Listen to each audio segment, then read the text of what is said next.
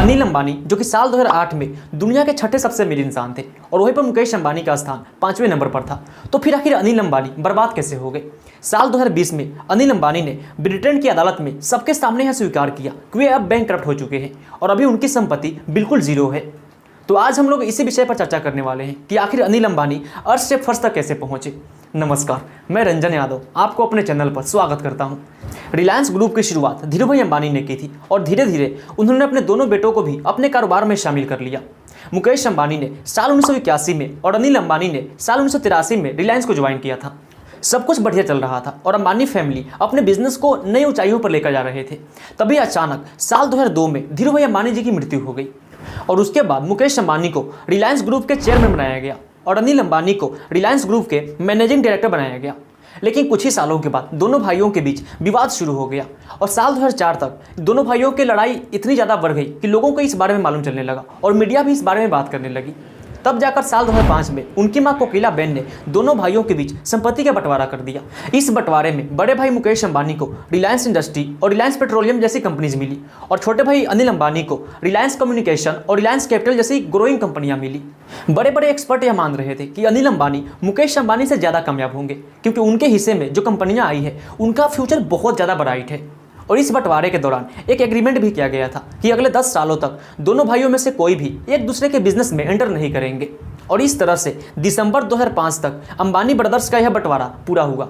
भले ही अनिल अंबानी आज बैंकक्रप्ट है, लेकिन एक समय ऐसा था जब अखबारों से लेकर न्यूज चैनल तक हर तरफ इनका ही नाम छाया रहता था। बंटवारे के कुछ ही सालों के बाद अनिल अंबानी ने बहुत तरक्की की और इनका नाम दुनिया के सबसे अमीर लोगों की लिस्ट में आने लगा और वह अनिल अंबानी की लाइफ का गोल्डन पीरियड था। अब हम वीडियो में आगे बढ़ते हैं और उन कारणों के बारे में बात करते हैं जिसकी वजह से अनिल अंबानी दिवालिया हो गए। Reason number 1, Mukesh Ambani. जी हाँ, अनिल अंबानी की बर्बादी के पीछे मुकेश अंबानी का भी एक अहम रोल रहा है। जैसे हमने आपको पहले ही बताया है कि जब साल 2005 में अंबानी ब्रदर्स का बंटवारा हुआ था तो दोनों भाइयों के बीच एक एग्रीमेंट किया गया था कि अगले 10 सालों तक दोनों भाइयों में से कोई भी एक दूसरे के बिजनेस में एंटर नहीं करेंगे।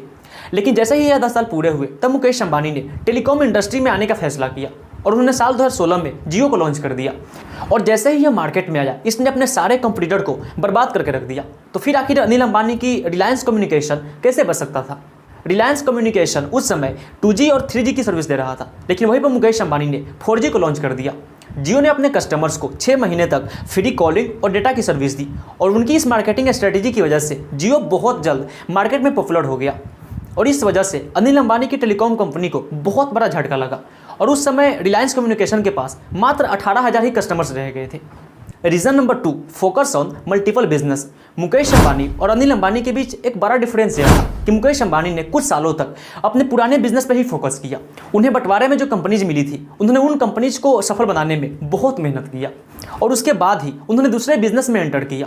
लेकिन अनिल अंबानी ने शुरुआत से ही मल्टीपल बिजनेस को बिल्ड करने पर फोकस किया और उन्हें बंटवारे में जो कंपनीज मिली थी उन पर वे ज़्यादा काम नहीं कर पाए। यानी उन्होंने मुकेश अंबानी की तरह अपने फाउंडेशन को ज़्यादा मजबूत नहीं किया। यहाँ तक कि अनिल अंबानी ने लोन लेकर कुछ ऐसे बिजनेस स्टार्ट करे जहाँ पे उन्हें बहुत ज़्यादा नुकसान हुआ। जैसे 7,000 करोड़ का उन्होंने बांद्रा सीलिंग ब्रिज बनवाया जहाँ पे उन्हें बहुत ज़्यादा नुकसान हुआ। अनिल अंबानी का पूरा फोकस अपने बड़े भाई मुकेश अंबानी से आगे निकलने का था। जब मुकेश अंबानी अपना घर एंटीलिया बना रहे थे तब अनिल अंबानी ने उनसे भी ज़्यादा महंगा घर बनवाया जिसकी कीमत 5,000 करोड़ रुपए थी। अनिल अंबानी ने डिफेंस सेक्टर में भी घुसने का फैसला किया और उन्होंने वहाँ पर 7,240 करोड़ रुपए इन्वेस्ट किया, लेकिन उन्हें उस फील्ड में कोई एक्सपीरियंस नहीं था जिस वजह से उनका वह बिजनेस भी फेल हो गया। Reason number 3, date.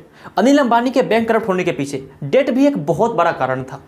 उन्होंने यस बैंक से 3,000 करोड़ का लोन लिया था जिस वजह से बैंक को भी बहुत लॉस हुआ। ये बिजनेस में लगातार फेल हो रहे थे और इनकी कंपनियां लगातार बंद हो रही थी, लेकिन इसके बावजूद भी वे हमेशा लोन लेकर नए नए बिजनेस को शुरू कर रहे थे।